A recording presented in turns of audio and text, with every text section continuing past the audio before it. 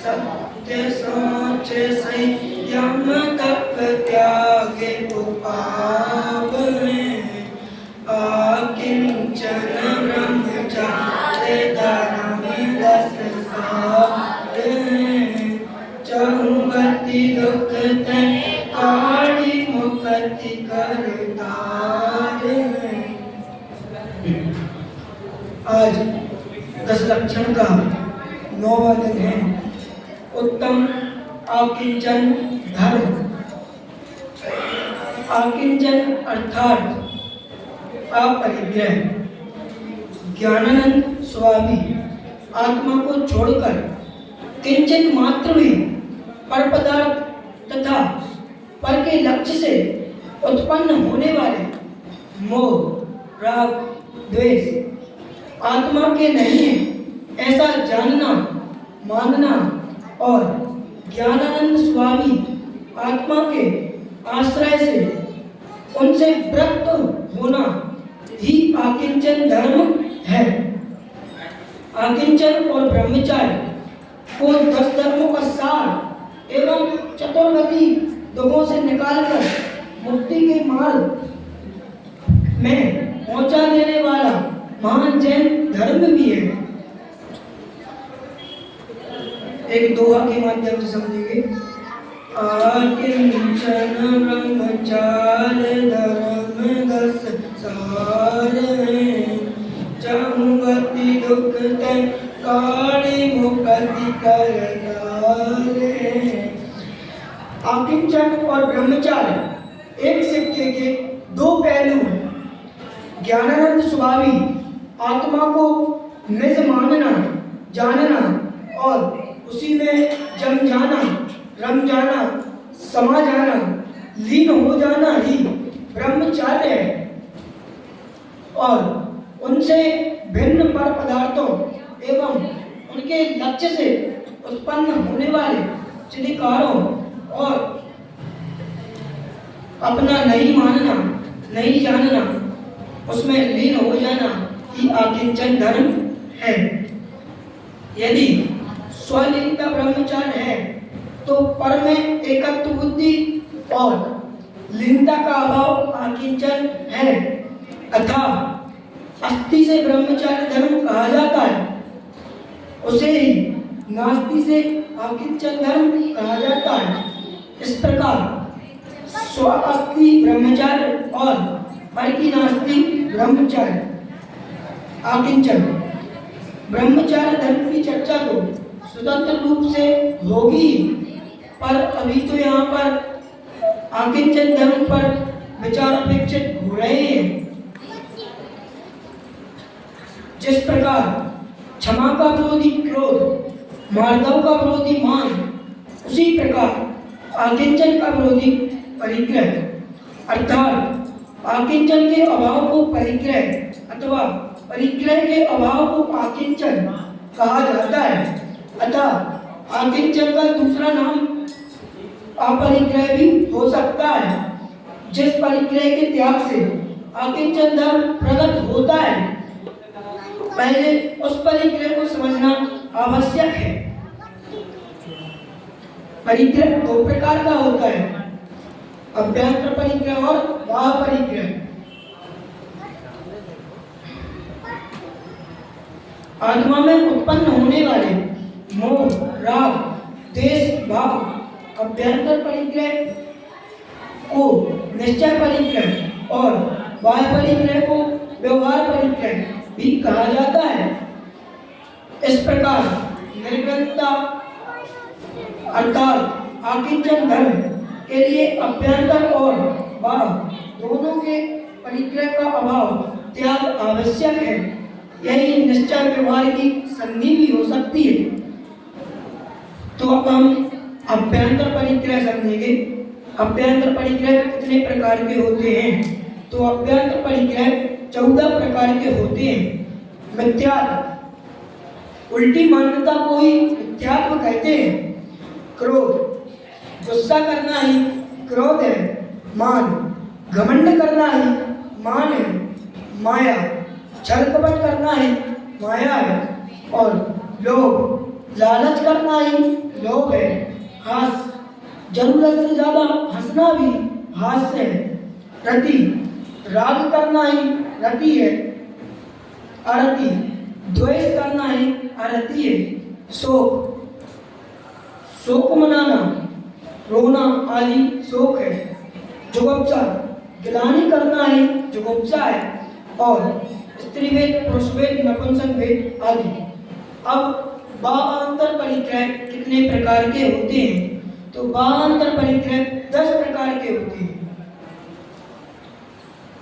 क्षेत्र, खेत, प्लाट आदि। वास्तु, निर्मित भवन, जैसे कि हमने नया मंदिर बनवाया, उसका निर्माण होना ही वास्तु है। धन, सोना, चांदी, रुपया, पैसा आदि। धन, अनाज, जैसे कि एक साल में हमें 1 कुंटल अनाज की जरूरत है, पर हम रखें 10 कुंटल है, यह सब परिक्रय में ही आ जाता है और इसे धान्य भी कहते हैं। द्विपद, मनुष्य, पक्षी आदि। चतुष्पद, 4 पैरों वाले पशु। यान, सवारी, घोड़ा, गाड़ी आदि। सिंहासन, सोफा, पलंग आदि। कुप्य, वस्त्र, जैसे कि हमें एक जोड़ी कुर्ता पजामा की जरूरत है, पर हम रखें 10 जोड़ी है, यह कुप्य है। भांड, बर्तन आदि। हमें जरूरत से ज्यादा सामान रखना ही परिक्रय है। इस प्रकार परिक्रय को 24 प्रकार के माने गए हैं। एक पंक्ति के माध्यम से समझेंगे। परिक्रय 24 वेद त्याग करें मुनिराज जी। उक्त 24 प्रकार के परिक्रय के त्यागी मुनिराज उत्तम आकिंचन धर्म के धारी होते हैं। जब भी परिक्रय या परिक्रय त्याग की चर्चा चलती है तो हमारा ध्यान बाह्य परिक्रय की ओर जाता है। मिथ्या, क्रोध, मान, माया, लोभ आदि परिक्रय है, इस ओर कोई ध्यान ही नहीं देता। क्रोध, मान, माया, लोभ की जब भी बात आएगी तो कहा जाएगा कि ये तो कसाय भी हैं, पर कसायों का भी परिक्रय होता है, यह विचार नहीं आता। जब जगत क्रोध, मान आदि एक पाप है तो हास्य आदि कसाय परिक्रय के भेद हैं।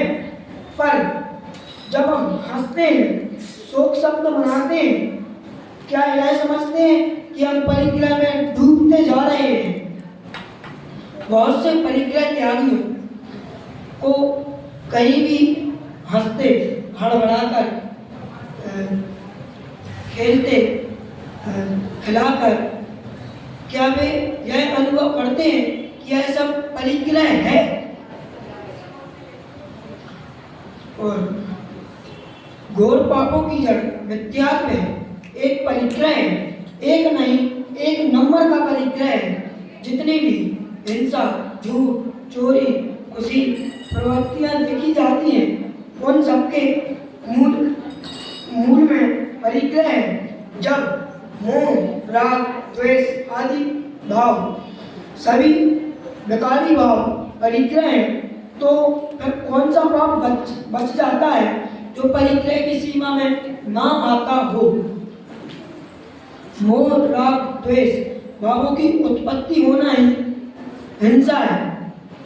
राग, द्वेष, मोह आदि विकारी भावों की उत्पत्ति होना ही हिंसा है और उन भावों का उत्पन्न होना ही अहिंसा है। झूठ, चोरी, खुशी परिक्रय और राग, द्वेष, मोह ही काम करते हैं, अतः राग, द्वेष, मोह माया होने से परिक्रय सबसे बड़ा पाप माना जाता है।